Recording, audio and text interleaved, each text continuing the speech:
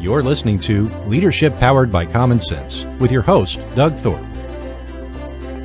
Here's Doug.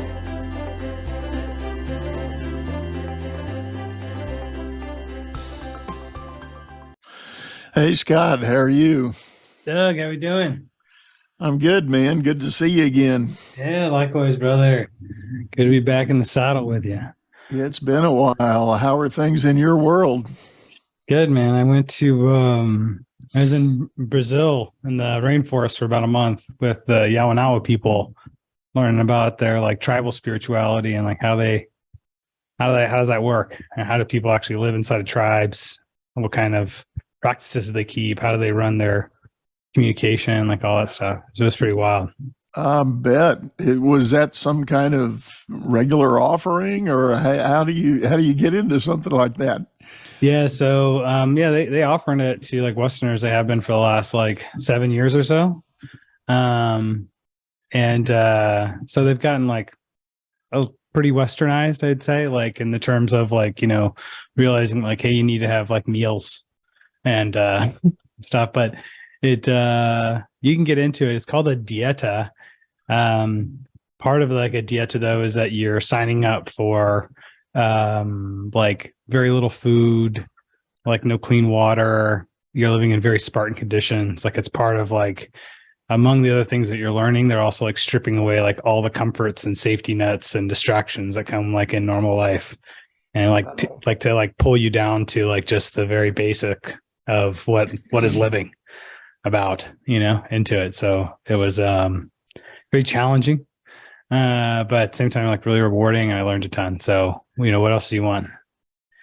Well, that's amazing. It reminds me of I took a little vacation of my own. I went on a Caribbean cruise, and one of the things I did, I took Matthew McConaughey's book with me and read through that. And there's a portion in there where he describes a journey he went, and he floated down the Amazon River, with no clothes on, just to experience the real connection with nature. And of course, only a guy like McConaughey can pull that off, probably. But it was an interesting story. So as you begin, that's right. Yours. Yeah, I remember I had a few people actually mention to me about McConaughey and what he was doing down there, man. I mean, those are pretty wild stories about like how those guys are doing.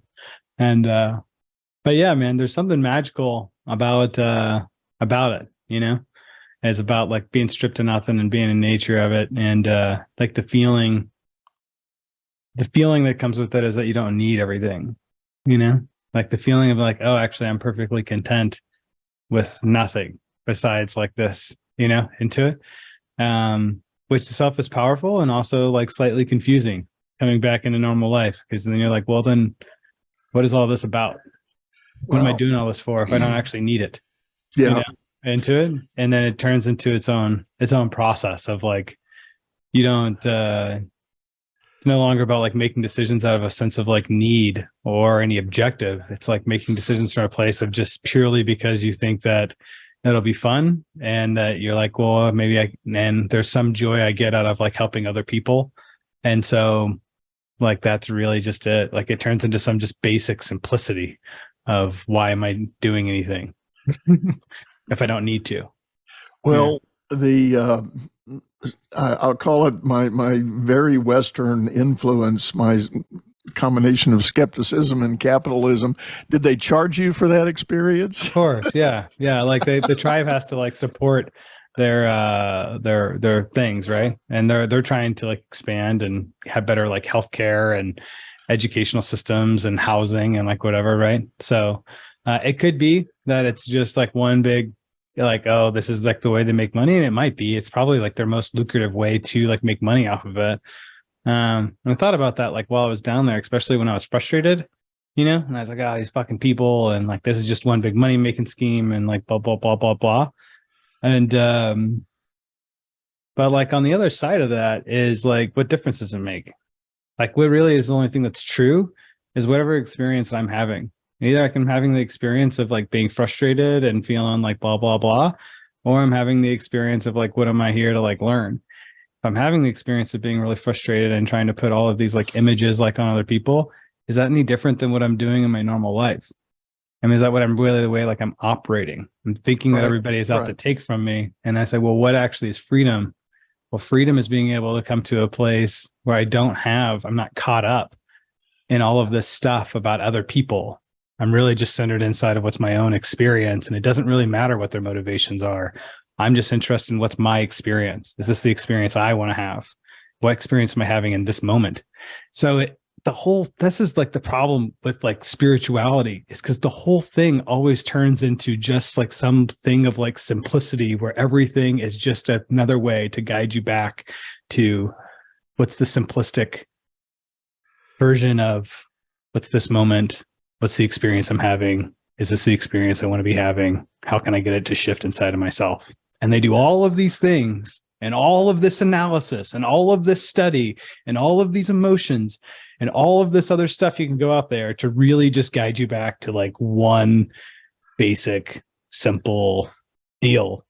So it's like it's just wild, man. But it's not for everybody though, right? Like it's definitely it's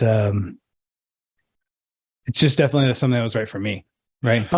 How long was the experience? That's 5 weeks. Yeah. 5 weeks. Oh wow. Yeah. Okay. Yeah. Okay. Yeah. Well, that would break whatever rhythm you're in, forever. Because even they, I guess psychologists tell us it's 21 days to create a habit. Well, I guess 5 weeks would break a habit if you've got one. Yeah, you get really cognizant of the habits that you have, and like other stuff too, man. It's like when you're like stripped down to nothing, right? And you're there, then you everything that happens becomes really pronounced. Like every thought that you have is like something that like screams through your head, right? Because there's actually everything is so quiet, right?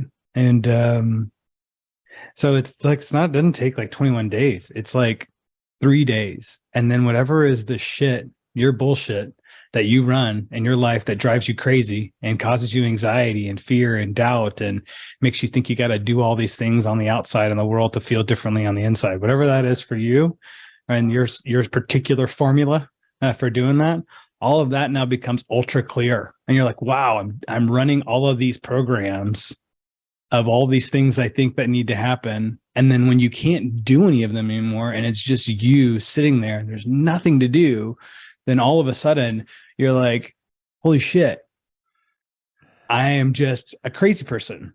And then like, and then I'm really aware of how crazy I am actually.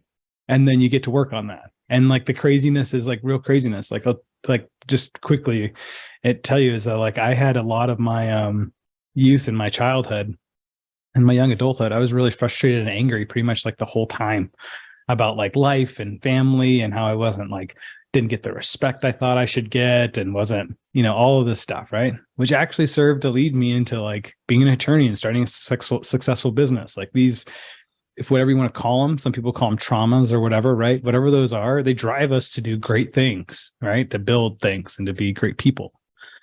But they come at a cost, right? And the cost is like, how do you feel about yourself on the inside? Whereas like the depression, the anxiety, all of these other things come from. That's the other side of that coin when you build from like that place into it. So when I was down there and sitting with it like with inside of like, it was almost immediately like all that stuff from the past like kicked back up and was like fully present inside of me. And I actually was like crazy for 2 weeks, frustrated and angry about everything. I was having arguments with people that weren't there about things that didn't happen because I was just so angry, right? Yeah. And I was just I was literally watching myself from sitting from in the seat of consciousness, and as an observer, watching myself be this angry and actually laughing about like, you are just absolutely insane right now. Look how crazy you are. And it was just, I just had to move that much anger through because I had stored it. This is what I tell people. I was like, this stuff is amazing. It's like having like a huge like emotional detox of stuff that you might create like a super like deep level. But when you whatever you stored all of that energy inside of you because you didn't deal with it, it releases in the exact same feeling. So whatever is the worst emotions you felt in your life that you were like, I can't deal with this, and you push it away or whatever, all that stuff actually gets stored inside of you. And when it comes out, it'll feel exactly the same of it. So to really get free from whatever is that stuff, it means we have to relive the worst experiences of our life and to be able to breathe and relax through it. And then it'll work through. And then we'll say, oh my God, I never felt this level of peace before.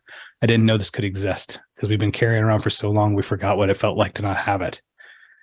But that's the price you pay, if you want it. And that's why I say it's not for everybody, because that's some scary shit. And a lot of us, well, why do we store it in the first place? It's because we didn't want to deal with it. Didn't want to deal with it, right?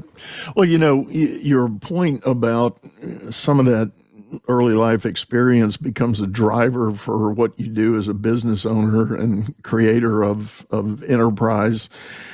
That I think that's a much more common thread than a lot of people want to admit. They're out there creating really amazing businesses, but yet when you really peel the onion, it's all for the wrong reason. It's just some crazy energy to prove people wrong or say, see, I told you so. I can be something, I can do something. And I don't know. It's I'm not saying that's 100% of the people I've ever dealt with, but I think it's a high percentage of people that have gone out and done these wonderful things, but not necessarily with the purest of intention. I think it's, I would say dang near close to everybody I meet is like building from that place. And you can see it in the way that they build, right? It's the age old thing that everybody talks about too, right? So that's one piece that I think is pretty like common inside of like psychological analysis of entrepreneurs, right? And say, well, they're actually building to be able to prove something or whatever. But you can actually see it in another analogy that happens with us is that where we talk about moving the goalpost, right? And you say, well, why does the goalpost always shift? Because you need to shift the goalposts because you're actually not ready to let go of whatever is the thing that's the driver. If the driver was like, I don't have the feeling of like respect that I want, and the way I'm going to get respect is to make money because society and my family told me that if I have enough money, then I'll finally be respected. Then I make whatever money I need. I still don't feel respected. So then it's like, well, it must be more money because that's what the belief system that I'm running is. And so then the goalpost will always shift. If you can get to, I advocate is saying like, stop trying to build the business, start working more on like the hardest parts of yourself into this, like actually rooting out those things, which it's a very scientific way of being able to do that. It's not anything magical about being able to get to that level and to be able to work on those things. But then what happens is it's not that the goalpost doesn't move anymore. There actually no longer is a goalpost at all. All it is that there's just a road and I'm just walking on the road. And each step I take on the road is enjoyable because I just decided to walk on the road and not that there's actually anywhere to get to. It's just I decided that I wanted to go for a walk into it. And these are two totally different mindsets that you can't Jedi mind trick yourself into. Like you actually have to detox the bullshit to be able to live in this other place. But this other place has all of the things in it that everybody says they want. Like, because everybody says they want, it's like, I want the peace. I want the feeling of connection. I want whatever is those things. They're all things that are inside of us, whatever they are. Whatever, yeah. They're all things that are inside of us. And so then it doesn't matter. Like, you don't need anything on the outside to like change if you can get to what the inside's supposed to be. And then it's easy. The whole game of life turns into like super simple. So with that experience and those revelations and that consciousness now, that brand new consciousness, how has that impacted your current business? It's amazing because I didn't know actually what the impact would be coming back. One part of me was actually really scared because I was like, well, what happens if like I'm in a place where I'm like, wow, I'm not like driven in the same way, and what's going to happen if I lose that, like the drive. This is really common actually with a lot of entrepreneurs that I've talked to. And the thing is, you actually do lose the drive you used to have. And what you find is a new drive and new gifts that come along the way. So the new drive becomes from a place of shifting from like, I'm actually like at the heart of it, looking for respect, is that like, no, I really feel like my life is, the purpose of it is in service. And I'm going to align my business to be in the highest service of myself, of the people that I work with, and all of my customers holistically. It's all got to be like of service to everybody at the highest good. And that's where my creativity comes in, is to figure out how I'm going to do that. This other thing happens too, though.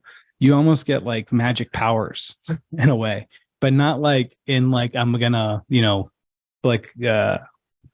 cast fireballs out of my hands or something. It's like things that happen that people don't know what you're doing, but they can feel the impact of it. So like, for example, when I'm talking to my staff, right?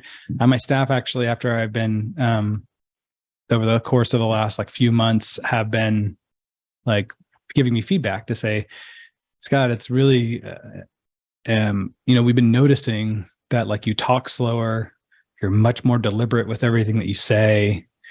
You seem like just overall like at peace. You seem unshakable. Anything could happen. You're still just going to be the same person. There's nothing really that can happen that can throw you into whatever. It's like, we get this presence from you. And actually, we want to know how you're doing that, because we actually feel like anxious and our minds are whirlwinds most of the time. Attorneys, CPAs, business people, they're like whoosh, all the time into it. So like they actually started to ask me, they're like, hey, can you start to coach us like weekly as a company? And like, how are you approaching things? I said, sure. And then we had other issues that popped up, or like customers that were not happy about having to like pay some money for something, or thought like we're really questioning about like, were they really getting the right thing? Whatever the case may be, right? But serious problems, right? Problems that would result in like refunds and unhappy customers into it. And the typical playbook inside of those services is what you promise them things, you give them a little discount, and I'm going to do all these things for you or whatever, and you bring them back. And but I join those meetings from this other place. And from this other place, there's the empathy, the level of understanding, like the presentness, like with the person, is so strong that out of those meetings, the people started as you would expect. By the end of about an hour, they're like pussycats saying, no, I'm totally fine. And I promised them nothing and I gave them nothing. But it's just the power of the presence, the power of being able to be that empathetic, that creating a space for them to be able to be however they're going to be. And it has like these kinds of things, right? So like I've noticed that my staff is desirous to shift, to like raise into like, well, how can we have more of that? Like the customers that I'm dealing with and the people I'm dealing with, from sales calls all the way down to customer service, like related issues that get escalated up to me, which are like the only ones that nobody else could figure out how to deal with. Those also naturally and just almost effortlessly dissolve into like, okay, great. That like, so this is what I mean. It's like, this is like magic powers, right? It's like, what's the very highest level of the game that I could reach in sales, that I could reach in customer service? And it actually doesn't come from tactics. It comes from actually being a certain way. And then when you show up and the level of being that way, everything that you actually need to do isn't just intuitive. You don't even have to think about it. You just do it because that's just what feels right. So if you just focus on being, everything else is easy. You bring up a good point, and what came to my mind, and I'm quickly thumbing through my roster of current and former clients. So many times, one of the elements when I really connect on a fairly deep level with my clients, what they'll admit is they operate at a level of fear. They fear the next step. They fear the transaction tomorrow, or the turn of the market, or being eclipsed by some technology or some new event or whatever. And there's this fundamental basis of fear going on that is hard to overcome. And I think even in the case, what prompted this for me is, even in the case of the disgruntled customer, probably, truth be told, they're coming at the matter with a level of fear. What do you mean I have to pay more money? And, where's that money coming from? How am I going to be able to do that? And there's this whole, well, I guess some people talk about it in terms of the attitude of scarcity rather than abundance. And, you're ultimately playing defense instead of being able to play a level-minded game. That's right. It's at the crux of all of it is fear. The crux of all the problems is fear, and of what's going on inside of their head, and any issue that like I'm experiencing or I feel like my staff is experiencing is always just runs to fear. I think this is what the power of being is so powerful, because so there's two types of love as I understand it. There's like this masculine and the feminine versions of it. Feminine versions of love is what we're always like accustomed to hearing about, right? It's like the love of the mother or the love for God or like whatever, right? Those kinds of are the love that you have for your spouse. There's this masculine version of it though that I've come to experience, which is actually the ability to create space. And that like term sounds like a little woo-woo, but really all it's saying is that I'm so strong inside of myself that I can actually create a space that whatever happens in this space is okay. Whatever you're going to say, whatever you're going to feel, whatever's going on with you, it's completely okay. And just by the mere presence of me showing up to say, I'm going to hold this space so that everybody can just say what the truth is of whatever's really happening in here without any type of judgment, criticism, counterattack, anything. We're just holding the space for truth of what's really going on. Then all of a sudden, like the fear and all of those things can come out. Everybody can actually just say what's really happening. And the moment they can actually just say what's happening, the fear goes away, right? And because now we're actually present. And now we're all present together. And from this place, we said, well, I was really fearful that if I said the truth, then you weren't going to give me whatever I wanted. And the moment that they get to experience that they can say the truth and actually everything is okay. And we're still just here together and saying, great, what do we want to do next? How can we get to the next place? Well, the fear goes away and then the solution becomes obvious. Yeah. Once the fear goes away, the solution's always obvious. And that's why I was like, man, this is the coolest thing I've ever done because I actually don't have to do anything. Yeah. You just have to be willing to be and have that moment, be in that moment at a constant turn. So as you have opened the doors of that experience to your staff, so how long has that been going on, that kind of transformation with them? How are they making the journey in their own way? Yeah, so it's really, this is the part of it is you got to be really patient, right? So for them, it's been just over the course of the last maybe few months, right? Of really starting to come into like awareness of like what's going on with me and me not really trying to push anything, but just saying, I'm going to start showing up like this way, because I'm going to show up in my authentic way of what I feel is right, what's true for me.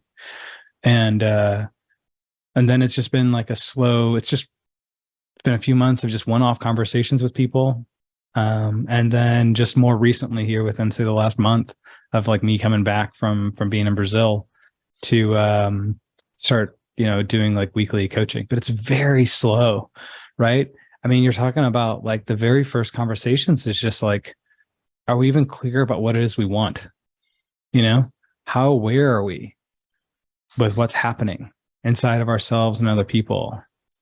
And so it's not anything like we're talking about here today. It's just the absolute basics and giving examples. Okay, cool. So I want to tell you guys a story about like, this is what happened. This is what happened with this person. And, and they were really upset. And in the beginning, it was like this. And at the end of the call, they were a pussycat. And here's what I did. I just continued to watch my breath, breathe, stay relaxed, and listen. Great. Now there's the last 5 minutes of the meeting. Let's practice breathing together. So we can all learn like what is the skill set of breathing and how you can have access to it at any time. So just slow everything down, relax, and then come to whatever you're doing from a place of like peace. And if you're not at peace, then don't do anything. Breathe until you get to peace. Okay, that's a big lesson. We'll probably have to spend a whole quarter on just, do you guys know how to breathe? Like, are you aware of what's going on? Are you getting caught up into it? Or are you actually aware? Okay, now that you're aware, can you actually stop yourself? Because you're probably addicted to doing stuff instead of stopping. Okay, now that you can figure out how to stop, can you actually like breathe? Can you breathe long enough to actually get to peace before you do something else? Or are you going to like bail on the breathing and try to get back to work because you're too caught up and needing to do stuff? So like everybody's like, oh, breathe, that's easy. No. You're breaking like 4 or 5 different habits of what causes us to be crazy to learn how to breathe. Yeah, it's interesting you bring that up. There's a famous TED Talk that talks about that's actually a core element in some Navy SEAL training is breathing, and breathing properly in the moment to slow everything down, calm everything down, be more clear in your cognitive function that is very much influenced by your controlled breathing. It's our bodies are just wired that way, and we do get caught up in the busyness of the day or the crisis of the moment, and we fly through that, or we fly at that with whatever prior conditioning we've had. And in time, that may actually accelerate and exacerbate the situation rather than resolve it in a healthy way. I would offer the idea is that whenever we act from a place that's other than our highest self, we might resolve that issue, but we're creating other messes along the way. And so we're actually creating cleanup work for ourselves while we're doing it. So people are always asking that, is like, well, how can that, how do you have time? And I always want to say, like, how do you not have time? Because everything you're doing from out this place, you're creating more work to resolve one problem. So the more problems you're solving, the actually more work you're creating for yourself. So why don't you just slow down and cleanly move through the day? Like the Navy SEALs talk about it, from like slow is smooth and smooth is fast. This is what they're talking about. Navy SEALs, the kind of breathing they're doing, my understanding is that it's actually box breathing. It's the same stuff the yogis use that have been practicing for thousands of years. How do you get yourself back down to calm? The Navy SEALs their training program, if you read the book, Stealing Fire, they talk about in Stealing Fire about how the Navy SEALs, their selection process is not actually just for like physical or mental toughness. It's actually for this term that they call ecstasis. It's their ability to like lock into each other whenever they're going to be going on a mission where they turn into like a hive mind. And they're saying we don't actually know how to train that. It's stuff that people like, either they have it or they don't. Well, my belief is that actually it's very trainable. It just actually could take 10, 15 years for some people to develop what is that like, to allow your mind to become so calm, so connected. The yogis talk about it, right? As like, this is how you can feel connected to like everything in the universe, right? Which sounds like a crazy concept, right? But how else do you explain what's going on inside of what the Navy SEALs report, right? What they're selecting for is like, can they get to a state of like a mental state? And they train themselves into a mental state where now all of a sudden they don't feel like they're an individual anymore. They're one collective group of like automatic moving parts that they can read each other's minds. They can know exactly what's going to happen at any given moment. That one person like goes down, another person immediately becomes the leader into it. I think it's all part of like some type of technology that exists inside of us, but we all just can't see and experience except maybe in like brief moments of it because we're too clogged up with all of this stuff coming in from all these inputs that are like clogging up our mind, making it too static, like static on the television, because we got all this stuff from Instagram and our work and all of our emotions running and like all this other junk. Well, and a lot of it is restricted by prior programming.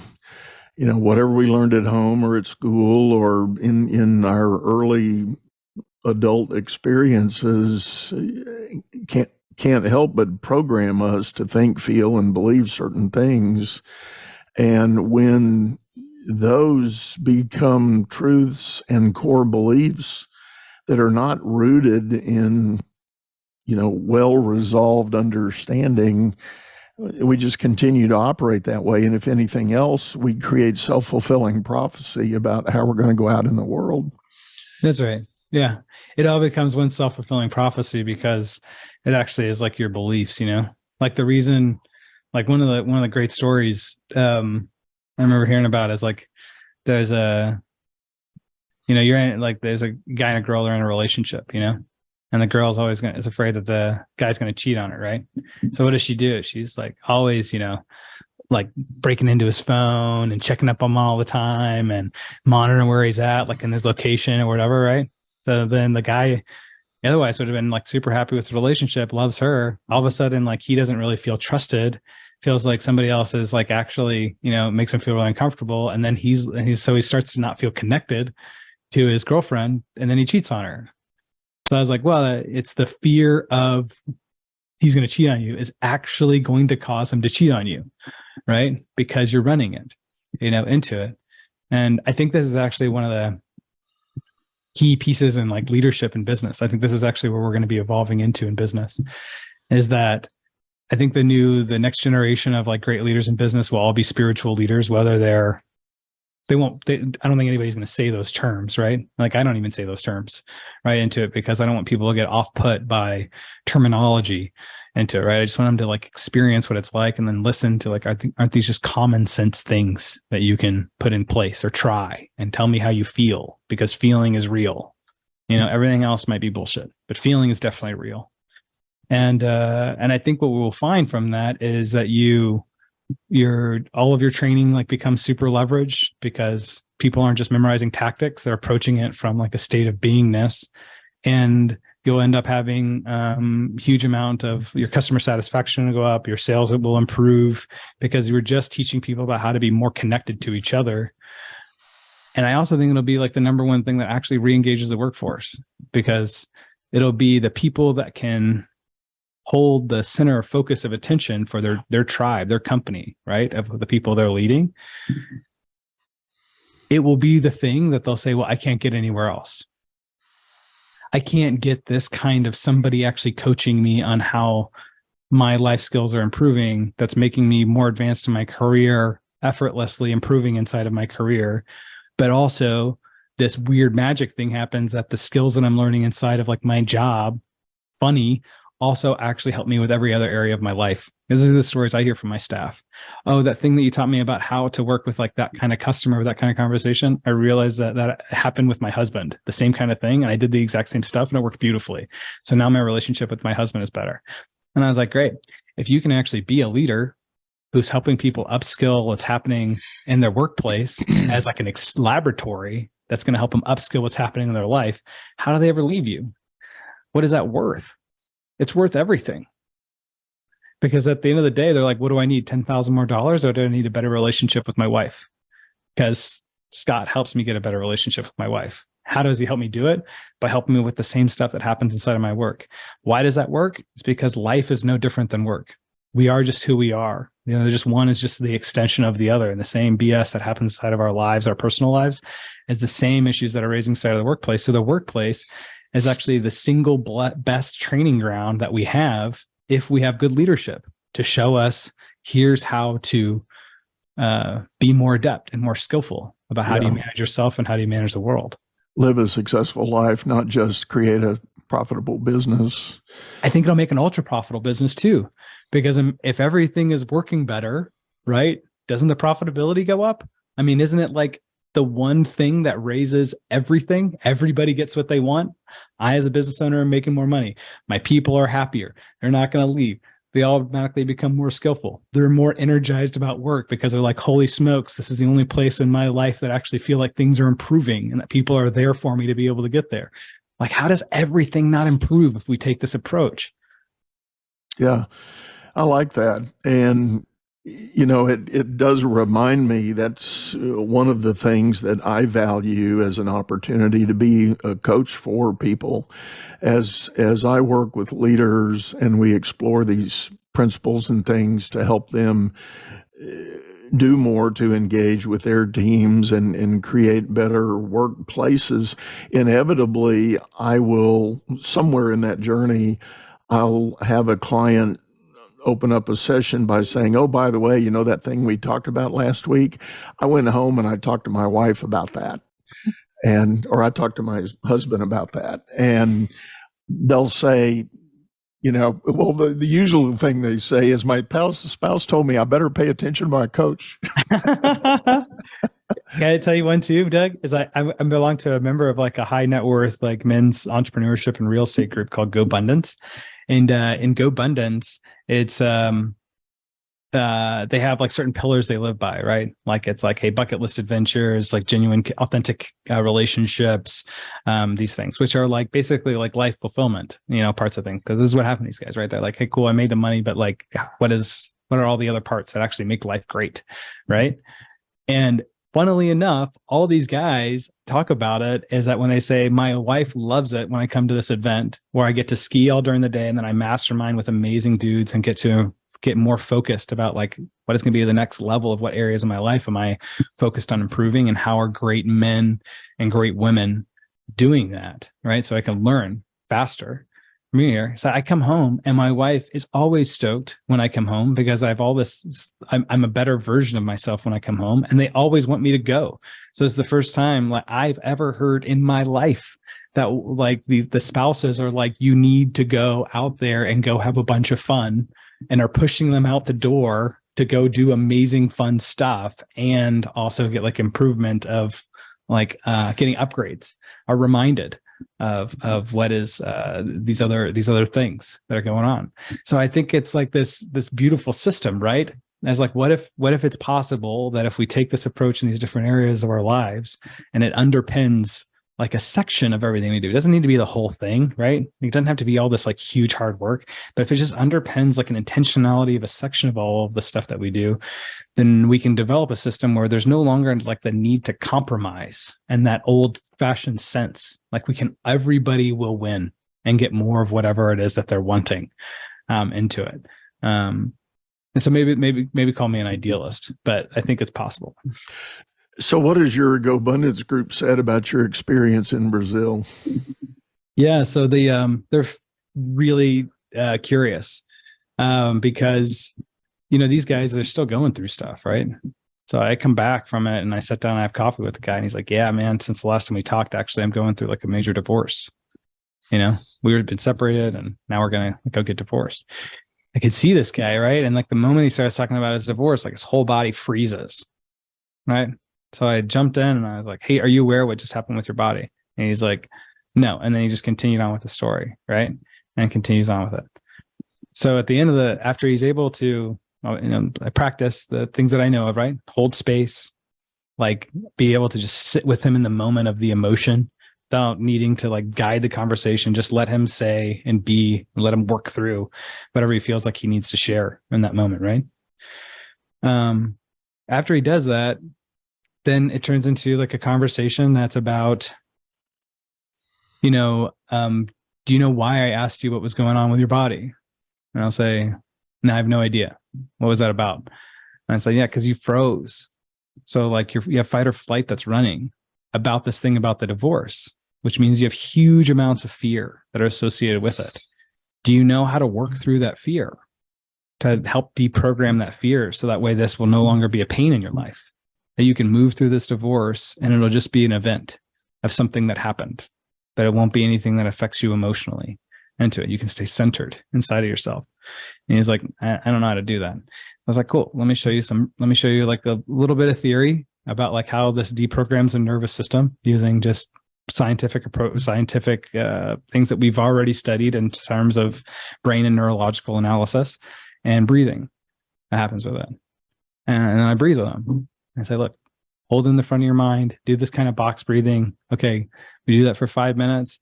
How do you feel about it now? And he's like, wow, still is like painful, but it's less painful. I can feel it like deadening. It's like, great.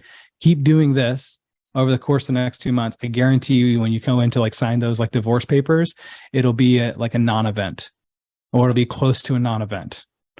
Whereas right now, you can barely talk about it before your body freezes because you go into fight or flight so bad. And if you don't do anything about it, which is fine, your choice whether you want to do anything about it or not. And I'm not going to judge you one way or the other right into it. I'm just here to serve and support you. It's going to be a really hard experience for you because it's already hard right now and it's not even here. You're just talking about it. And even what you're imagining is so bad, your body is locking up. It's not even real yet into it. But if you do this, then when it comes to it, It'll be like a non-event, or it'll be it'll be something very manageable for you to be able to move through and work with, like in your presence. And it's the last frontier. So this is what they are thinking. As I talk to more and more of them and able to like talk to them a little bit about just really common sense, like kinds of approaches. And like, here, just let's try this simple practice here together. The sense that I'm getting from them is that they're like, oh, this is actually the last frontier of living, right? They're like, cool, we got the money aspect. We got how to like drive through, how to create more vacations that I want to go through and whatever. The last thing is what's my internal environment as I'm dealing with stuff. And I'm like, yeah, because once you have the money and you know how to create the lifestyle you want to, then it's just what's going on inside of you. And now you're able to do this thing called, this is the best life I possibly can live. There is no better life than I can live to this. There is nothing else that I can do into it to make it any better. It's just, how well can I do this? And then life becomes super simple because you already have everything. Well, I see how that's such a powerful impact. And again, I'm reflecting on a lot of my own personal experience, as well as hundreds and hundreds of clients that I've worked with. And well, there are many things that come to mind, but I'll start with back in 2008 when we had the Great Recession, and there were people that lost their jobs who had never in their life lost a job. And I created a nonprofit organization that was supporting those people, trying to help them figure out new direction and ways to find new work. And one of the big things we quickly pivoted as an organization to address was that whole loss of identity, loss of self, because people were so wrapped up in the job identity that they had that when they lost that job, they had literally no clue who they were, what they represented, what their life was about. And so a lot of the work we did in with those folks was to help reorient, help them go on a journey to redefine or reconnect with their sense of being and purpose, and let all that other stuff go away. And so, yes, was there pressure because the bank account had drained down? Yes, that was a reality. But it needed to become secondary to the idea that you can't do anything if you don't know who you are. Yeah. Well, you can do a lot of stuff, right? Yeah. But the issue is you'll just always be doing stuff. Right. You know? And then I think that like it underpins the question, right? A lot of us never have to deal with, or never want to deal with, which is like, comes into what's the highest form of living? It's a question we never get asked. Our parents never asked that question. If they did, they would have been much more advanced by the time that they started to train us, right? They just trained us into all the stuff that worked for them to help them be able to figure out how do they move through life with the least amount of suffering into it. But they didn't ask what was the highest form of living. They asked, well, how can I navigate all of these different sufferings that are happening? And I think that's actually what we're really doing, is we're saying, well, we actually feel a ton of suffering because I don't feel good enough because of what I see on Instagram. I need to be able to look like this. I need to be able to have this and whatever is going on. But we always just say, well, then I'll work really hard and I'll work all these jobs and I'll do this other stuff and I'll get a side hustle and I'll like blah, blah, blah, blah, blah, blah, blah, blah, blah. And it's all built around like a reaction to not feeling good enough or having enough. And if we sat with a question of like, what's actually my highest form of living? Not a reaction to like not feeling good, but what actually is the highest form of living look like? And go for that and saying, I want to go for my highest form of living instead of trying to solve a negative. Like this is what they say, like in weight loss, right? If you try to go into weight loss and say, well, I'm going to lose weight, that's really different than saying, I'm actually going for what's the healthiest I can be. These are two totally different mindsets, two totally different approaches. They feel totally different and they get totally different results. You'll get short-term results with like saying, I want to lose weight, right? And you usually will do it in a not very healthy way of doing it, and it'll come right back. But if you're actually like, I want what's the healthiest I can be, well, these are long-term pieces. They'll stick with you for the rest of your life because now you're on a pursuit of a positive and you're actually creating something in your life into it. Even though at the end of the day, you're still just doing stuff, right? The mentality behind it is everything that comes into it. Well, let me ask you this, Scott. And, we dove straight into this discussion, and I really do appreciate it. I will have to get real creative in my editing of this show because we didn't follow my normal format Oh, whatsoever. shoot. Sorry about that. I just got excited. No, I am likewise. But I do want to touch on your core business because I find it fascinating. But of course, the audience doesn't know this yet. We'll talk about it. But I find one thing, there's an element, if I understood your business right, so as an attorney, you saw an opportunity to help people that had created wealth find ways to secure and protect that wealth for the long term. Is that a fair statement on what your business is about? Yeah. So I'm actually an attorney, entrepreneur, an investor, and I play at this other thing called like spirituality, right? About like how do I actually live, and really focus like on that piece, because that's the piece that's been driving me since I was 8. That's about like, what is this all about, and how do I do this? So like I bought that transmission and auto repair shop and law school to be able to learn how to run the business, and also like learn how to do real estate.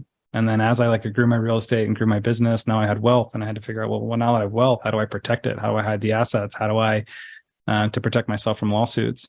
How do I save money on taxes? What do I need to do with my estate planning? How can I make my investments more through like syndications and really good syndication deals to save myself time, so that way I can get my time back and make good returns, but also as I didn't have time to like really vet deals in the same way I did before. And basically all I've done as Royal Legal Solutions is just create a team that helped, and written originally to manage everything I had. And now we're like a team of 30 of like 4 attorneys, CPAs, MBAs, financial advisors, investment advisors, that are able to essentially help people become the CEO of a wealth building company that we build for them and maintain for them, and then coach them on monthly how to do it. And the idea there is, this is how you get free. This is how you accelerate through the whole process of everything that you're going to need to put together as you start to accumulate wealth. How you accelerate everything to be able to save the money on the taxes, increase your return, so you can become free of this desire to, you'll reach the money goals. And then once you reach the money goals, you'll get this other piece, which is like, great, how do I live better? Spend more time with my family, go on more vacations, be able to focus on myself more, work on my internal environment of what's going on with me, and to all of it. And that's really like the epic mission. And we're the only company that does it. I mean, to be able to say, whoever you are, you come in.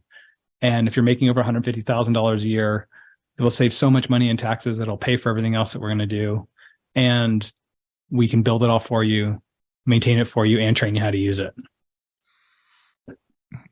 Well, and to that point, and I'm glad you framed that up, because again, I go to my earlier point. A lot of times, people that have been on a mission to create wealth, they end up, if they don't carry it with them the whole way, they end up more in a mindset of fear, like, I'm afraid of the tax man. I'm afraid of my audit. I'm afraid of the risk I've got in the marketplace, because if somebody slips and falls in one of my facilities, I can lose it all. Those kinds of things far too often drive the being that people are living, even after achieving all this great success. And I put air quotes on the word success.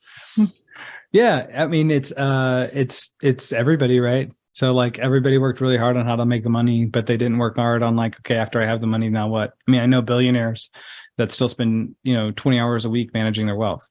So I was like, well, if a billionaire isn't free, then who's free? What does it actually take to get free, right? To be at peace, right? And so it's like, at the end of the day, right? It's just like a simple question: do you worry? If you worry, then you're not at peace. If you're worried, then just do the best practices of what the smartest people have been able to figure out on how to do it. Somebody who's walked the path before you, it's done it for themselves, done it for other people, and maybe follow that person. Doesn't have to be me, but find somebody who has whatever you want in life, and then be able and go follow them and just do exactly what they tell you to do. After you've mastered exactly what they tell you to do, then you can get creative, right? but at least you'll have the level of results that they've had from their life experience of having to learn a bunch of lessons. So you don't have to skin your knees along the way into it. And really, it's just that simple. Everything is just that simple, really. I mean, I live my life by that principle. Whatever I want, I find somebody else that has it. Have they done it for themselves? Have they helped other people do it for them as well? Great. I'm just going to do exactly what they tell me to do until I master whatever that is. And that's just what we do, but we just do it with wealth building, right? Yeah. Awesome. Well, Scott, unfortunately, and I put that in capital letters, unfortunately, we're up on time here, but this has been an amazing discussion, and I really do believe that it is going to inspire some curiosity by somebody that's going to be listening today. And if we accomplish that, even if it's just one person out there in this world that takes a different look at it based on everything we've said today, I'll be happy. So tell everybody the best way to get a hold of you if they're interested in knowing more about your program and ways that you can help them and their wealth empire they might have already built or working to build. Yeah, for sure. Yeah. So, I mean, we work with clients in all 50 states and real estate investors and everybody. So it's really like anybody that's making over like $150,000 a year. We can really save you a lot of money on taxes. Doesn't matter if you're 1099 W-2. We're amazing at tax. And the best thing to do is just go to Royal Legal Solutions, royallegalsolutions.com. We actually have a vault, an education vault up, which has all of my video courses, ebooks, trainings, everything is organized in there by product. There's like live support directly from the professional team. And there's no cost to get in there to receive all of that. We're even going to be doing a live 2-day summit here, June 15th and 16th, where I'll be, day one is going to be everything on asset protection, estate planning, tax, and insurance.